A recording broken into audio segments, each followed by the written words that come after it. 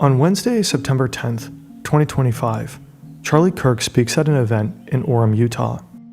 It is at the Sorensen Center courtyard on the campus of Utah Valley University.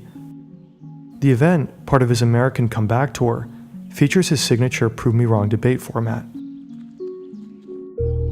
Kirk is positioned at a table beneath a large tent. Students come up and have a chance to ask him a question and debate with him. Approximately 20 minutes into his presentation, an audience member identified as a student questions him about mass shootings. Do you know how many transgender Americans have been mass shooters over the last 10 years?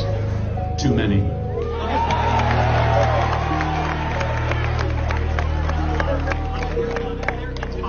Okay, now 5 is a lot, right? I'm gonna give you some credit. Do you know how many mass shooters there have been in America over the last 10 years?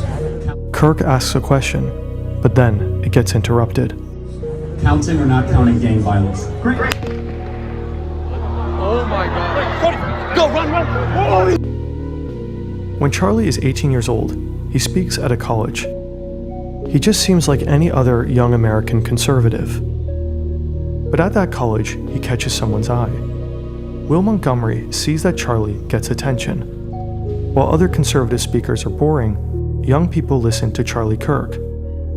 A month later, in September 2012, he and the 18-year-old launched Turning Point USA. What Turning Point USA stands for, what we're trying to do is we're going into the high schools and the colleges to challenge these textbooks that publish flat out falsehoods and fallacies. It's a nonprofit organization established to promote conservative values, specifically among young Americans through high school and college campuses. I'm only 19 years old. I'm fighting this fight every single day. I get to go to college campuses, high schools. I debate professors. I debate socialists. It's not an immediate success, but Turning Point steadily grows into something larger than Charlie. We'll probably recruit 4,000 to 5,000 new students, collect their data. It's a high-energy conference for us. It's a way to reward our best members that have been... They organize speeches with ever bigger conservative American thinkers. The young Charlie Kirk quickly becomes a fixture of the American political conservative landscape. I started an organization, Turning Point USA, 2.5 years ago, around 2 key values: free markets and limited government. In 2016, he speaks at the Republican National Convention. When Trump secures the Republican nomination, he and Turning Point embrace the MAGA movement. Charlie Kirk gets a direct line to the president. At the same time, he begins using modern media outlets as a way to spread his political message. But they're also a means for generating content that gets attention. He gets millions of views, in large part fueled by debates on college campuses. In 2018 comes Campus Clash, a college tour with Candace Owens. In 2024, the You're Being Brainwashed Tour, a college tour with former presidential candidate Vivek Ramaswamy. On September 10th, 2025, Kirk initiates the American Comeback Tour, a series of events for college students across the United States.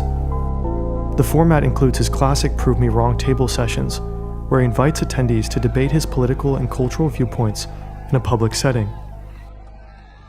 The event at Utah Valley University is designated as the first stop on this tour.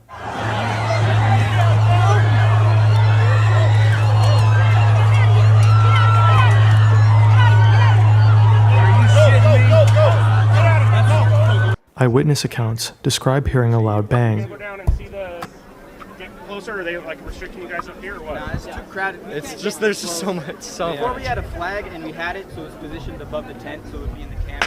They made us move. What was that? Oh my God! He just got shot! Holy shit!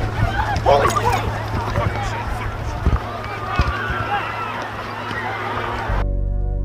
shit! Immediately following the sound, Charlie Kirk's head jerks backwards. A significant volume of blood gushes from his neck. Although an autopsy is yet to be released, speculations state he is hit partially in his jugular and spine.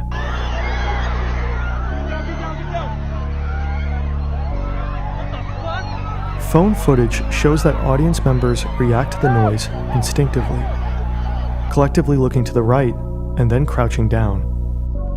People scatter in multiple directions.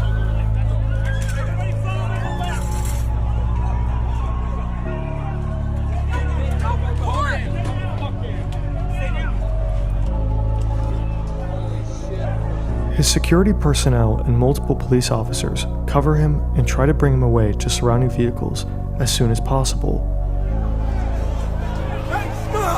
Stop, folks!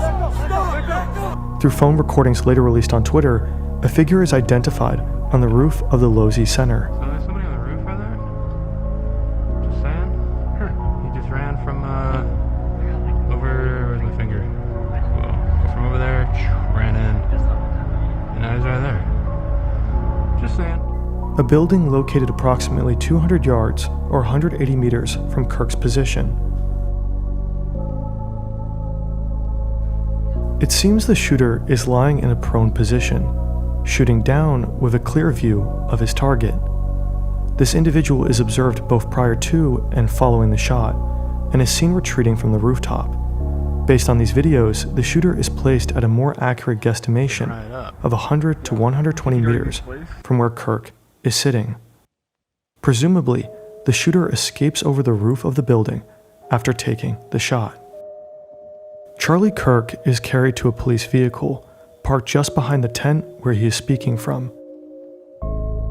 He's then transported to the local Timpanogos Regional Hospital. Initial reports indicate his condition is critical. Utah Valley University spokeswoman Ellen Trainor states that a suspect is in custody and it's not a student. Dare you! How dare you! How dare you! How dare you! How dare you! Political figures begin to issue statements. President Donald Trump posts on Truth Social, calling for prayers for Charlie Kirk. Vice President J.D. Vance also expresses calls for prayer. Utah Governor Spencer Cox condemns the violence, as does California Governor Gavin Newsom and many other prominent political figures. At 2:26 MDT, FBI Director Kash Patel also announces on social media that a suspect in the shooting is in custody. Now, we have a person of interest in custody. But only a couple of hours later, all statements are retracted.